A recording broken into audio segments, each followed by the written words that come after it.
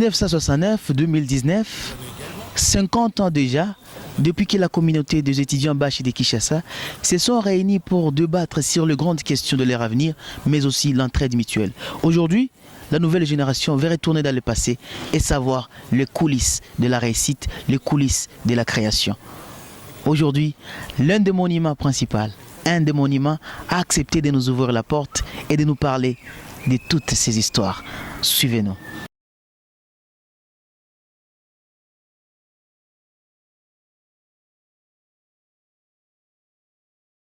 Nous sommes déjà à l'intérieur.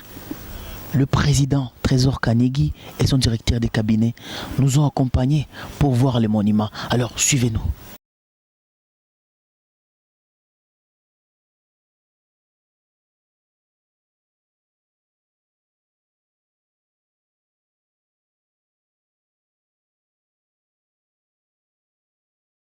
Ah oui, bonjour docteur. Bonjour monsieur le Kiriza. Ah, merci beaucoup de nous avoir invités chez vous. C'est pour nous un grand honneur. On ne sait pas si on pourrait entrer.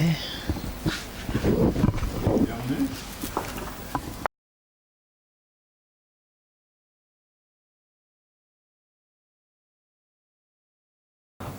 Bonjour docteur général Kabanda.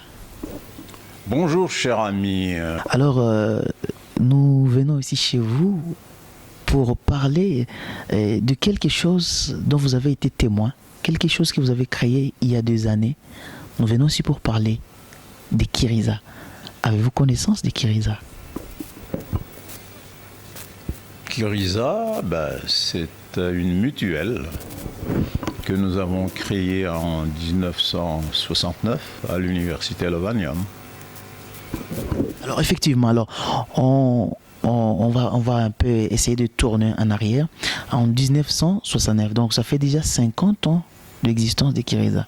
Alors, quelle a été la motivation? Quel a été en fait le leitmotiv de la création de Kiriza? La motivation était essentiellement sociale, humanitaire, entraide, solidarité.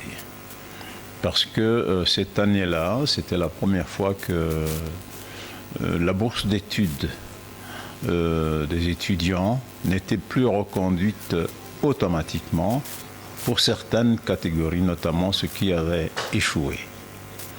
Alors nous nous étions dit qu'il fallait que nous puissions nous organiser pour que ceux de notre communauté qui avaient échoué, qui donc ne pouvaient plus être éligibles à la bourse de l'État, qu'ils puissent bénéficier quand même d'un soutien organisé par la communauté. Et nous nous sommes dit, cette communauté-là, il faut l'organiser. Et nous nous sommes dit, on l'organise sous l'appellation de Kiriza. Voilà. Très bien, un beau parcours. Alors, après ça, vous vous êtes croisé à de difficultés pour la réalisation de ces projets, parce que c'était un projet justement d'entraide mutuelle. Est-ce que vous avez réussi votre objectif? Oui, je dirais oui, puisque nous avons pu sensibiliser tous les aînés qui étaient déjà dans la vie.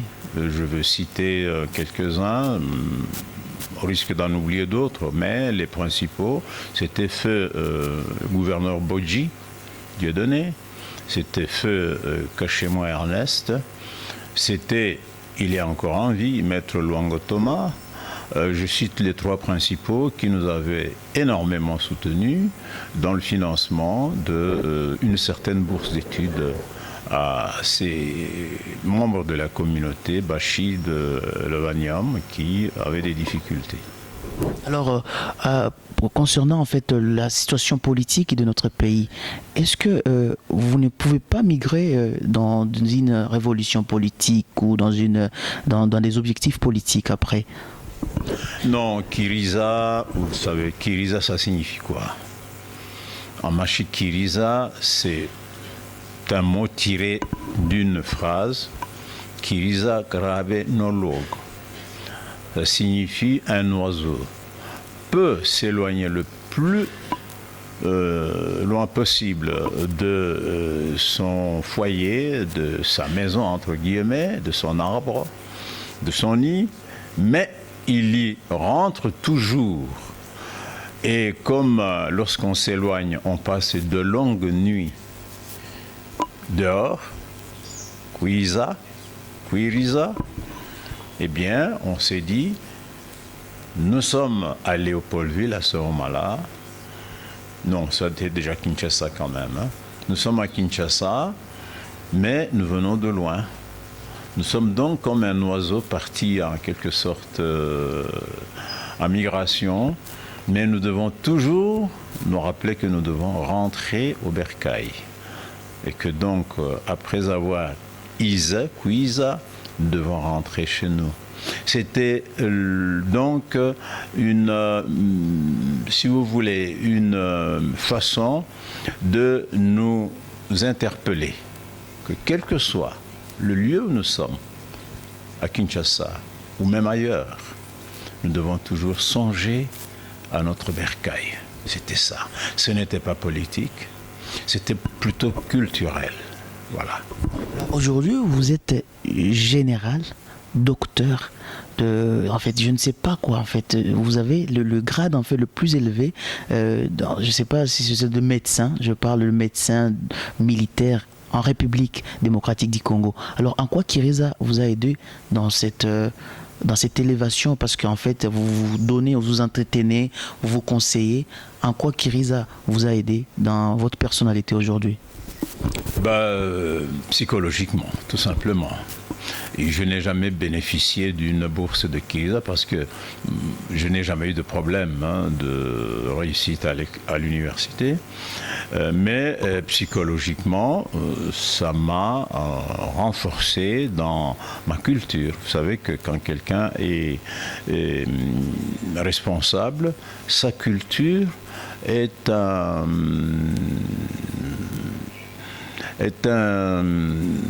une référence. C'est un background qui le soutient et qui le guide dans toutes les entreprises qu'il fait. Donc, si j'ai évolué dans l'armée jusqu'à devenir général, médecin, bien entendu, même commandant de l'unité médicale du corps médical de l'armée, c'est parce que quelque part, je puisais mes énergies dans ma culture. Voilà. Alors nous sommes avec le général docteur Kabanda et qui a accepté de nous recevoir dans sa demeure et aujourd'hui il parle de Kiriza. La culture. C'est chez nous au Congo qu'on confond culture et tribalisation, tribalisme, régionalisme. Non, si vous allez en Europe, en France, aux États-Unis, en Chine, vous trouverez qu'un Texan, pour parler des États-Unis, ne se comporte pas comme un Californien. Vous trouverez en France qu'un Marseillais est différent du Parisien. Quand vous allez en Chine, quelqu'un de Shanghai est tout à fait différent de quelqu'un de Pékin. Et ils entretiennent ça, ils cultivent ces différences, parce que ce sont ces différences justement qui constituent la richesse du pays. Il ne faut pas renier sa culture. Lorsqu'on renie sa culture, on se renie.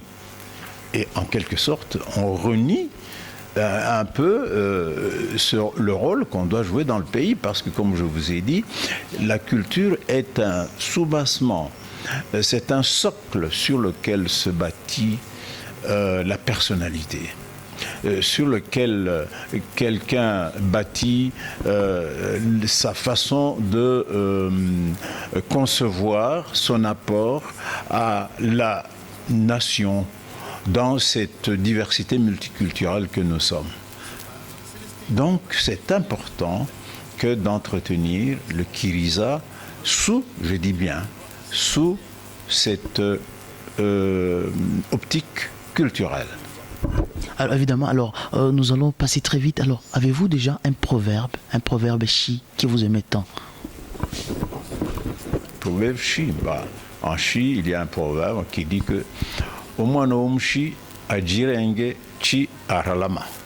C'est-à-dire pour nos très chers spectateurs et téléspectateurs qui vont nous suivre à la maison. C'est-à-dire qu'un mouchi n'a pas à se préoccuper d'une longévité, d'une grande longévité. Il a à se préoccuper d'une bonne réputation, au sens le plus positif du mot. Une célébrité. On peut mourir jeune, si on est célèbre, eh bien, le mouchi préfère mourir jeune, célèbre, plutôt que mourir vieux sans célébrité. Très excellent. Alors, nous allons retourner à quelque chose de très important. Alors, quelles sont les difficultés que vous avez rencontrées quant à la réunification de tous les étudiants de Kinshasa à l'époque, en 1969? La réunification des étudiants de Kinshasa dans le Kiriza. Effectivement, dans les Kiriza. Bon, il n'y avait pas de difficulté majeure. Hein. Disons que le gros du Kiriza, ça se vivait à Lovanium, hein, à l'université Lovanium, qui en ce temps-là était quand même le plus grand rassemblement des étudiants bachis. Hein. Il y en avait dans les instituts comme l'IPN. C'était d'ailleurs le plus grand institut de Kinshasa, hein, l'IPN, l'ENDA, les deux là. Mais ailleurs, il n'y en avait pas. Vous savez, 69, il n'y avait pas encore ce foisonnement d'instituts comme maintenant. L'ISTA n'existait même pas encore.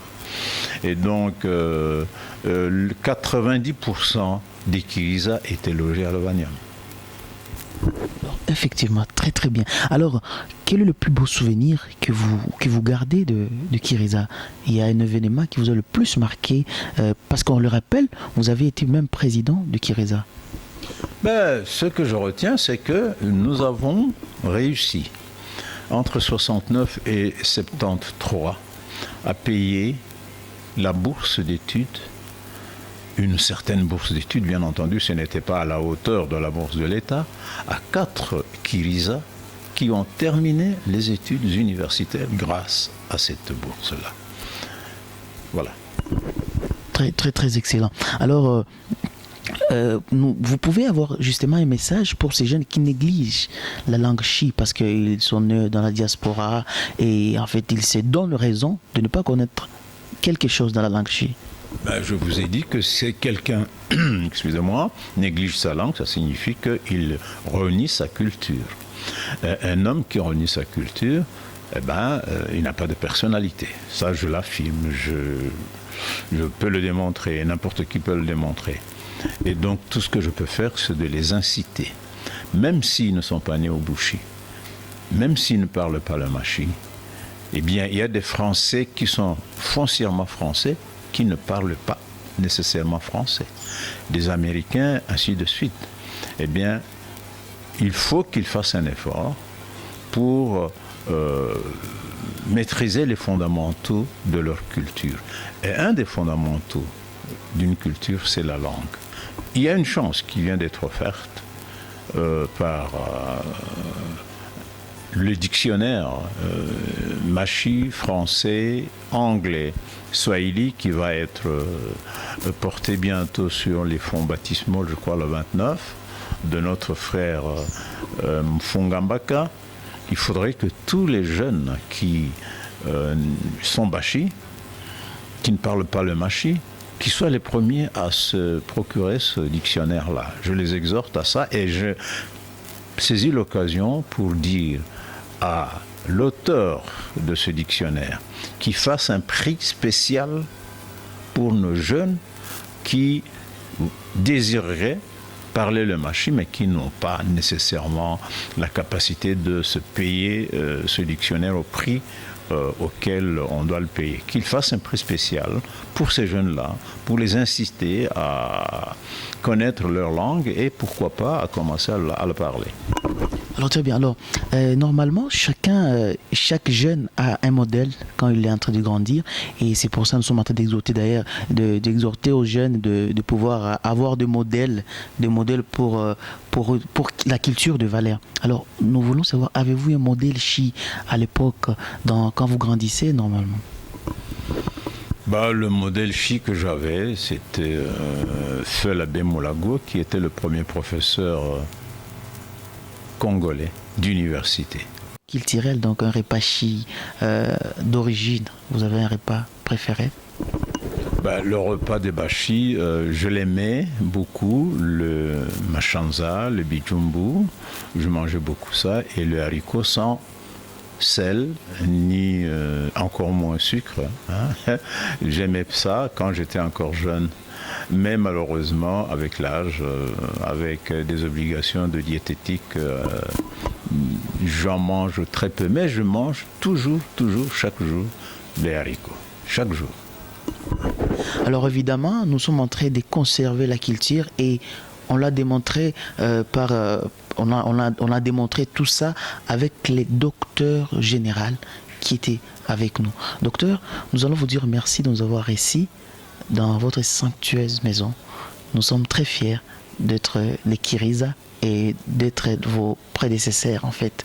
Alors, vous avez un mot justement à ces jeunes qui vont fêter ces 50 ans, qui n'ont pas vu sa création, mais quand même qui sont en train de se sentir fiers aujourd'hui d'être le Bachi.